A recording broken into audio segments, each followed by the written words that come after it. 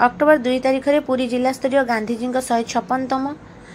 और शास्त्रीजी 121तम जयंती पालित होब। यह शांति श्रृंखला सह पालन पर एक प्रस्तुति बैठक गुरुवार पूर्वाह्न सर्किट हाउस अनुष्ठित होता। अतिरिक्त जिलापाल शरदचंद्र बेहेरा अध्यक्षता करने सह दुई महापुरुषों जयंती को सुचारू रूपे और श्रृंखलित भाव पालन करने को जो विभाग को जो दायित्व दि जाऊँ निष्ठार सह निर्वाह करने को परामर्श देते। विस्तृत आलोचना पर निष्पत्ति नियागला जे गांधी जयंती दिन अर्थात अक्टोबर 2 तारिख दिन प्रत्युष 4:30 डाकबाजी यंत्र माध्यम सहर मध्य सूचना और लोकसंपर्क विभाग पक्षर रामधुन परिवेषण कर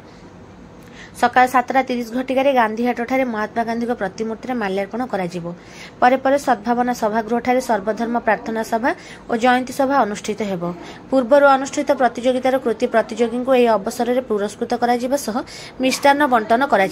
पौरपालिका पक्षर महात्मा गांधी प्रतिमूर्ति को सफा करने सह उत्सव स्थल को सफासुतरा करने वार्डक पक्षर पानीय जल व्यवस्था करने सूचना और लोकसंपर्क विभाग पक्षर फूल धूपदीप निमंत्रण पत्र सर्टिफिकेट फोटो उत्तोलन जलजोग पुरस्कार ट्रॉफी इत्यादि व्यवस्था करा जिवो। बैठक में पौर निर्वाही अधिकारी अभिमन्यु बेहेरा, क्रीड़ा अधिकारी चंदन कुमार साहू, जिला संस्कृति अधिकारी हेमंत बेहेरा, शिशु सुरक्षा अधिकारी मनोज कुमार त्रिपाठी, अतिरिक्त शिक्षा अधिकारी द्वितीकांत प्रधान, सर्वोदय मेला समितिर संपादक शिवप्रसाद मिश्र, वार्डको अधिकारी कमलाकांत बेहेरा, समाज कल्याण सेक्शन ऑफिसर डीपी महांती और अन्य अधिकारी माने जोगदेई आलोचना रे अंशग्रहण करथिले। प्रारंभ में सूचना और लोकसंपर्क उपनिर्देशक संतोष कुमार सेठी समस्त स्वागत और शेष धन्यवाद अर्पण करथिले।